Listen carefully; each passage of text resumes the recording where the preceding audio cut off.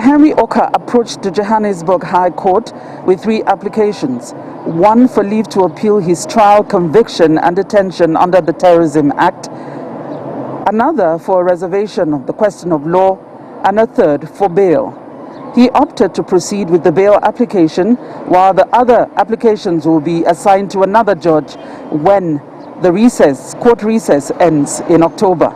For 5 days, Henry Okah stated his case for bail, and for every straw he clutched at, the state's advocate, McAdams, did his best to snip to shreds, and vice versa.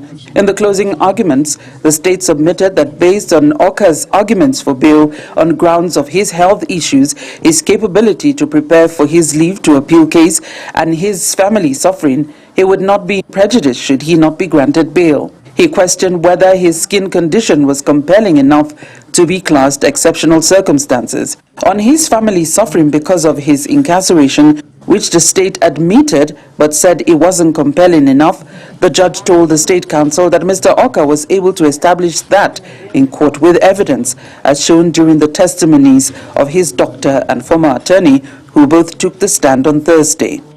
Citing case law, the state, however, raised the issue of granting bail without a guarantee that leave to appeal will be granted, hoping the judge would consider that in the final decision.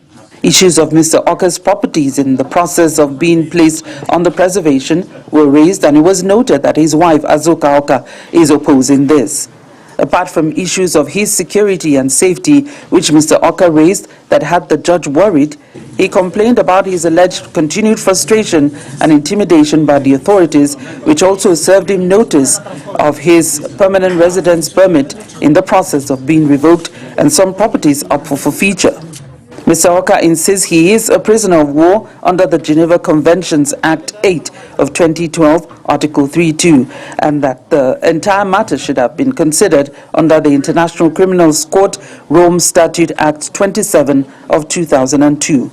He also insists he is not just seeking freedom for its sake, but wants to clear his name. Mr. Okah told the court that contrary to the state's argument that he may abscond if granted bail, he is eligible for parole in 3 years, which makes little sense for him to abandon his family to flee. He also told the court that his now expired passport is still with the authorities, which makes it impossible for him to be able to renew his passport and also to flee to any other country. Judge Majake Mabisele has set down 2 days in the second week of October for any further clarifications as well as judgment. Then will we find out whether Henry Okah will walk or will continue to walk to the sound of this.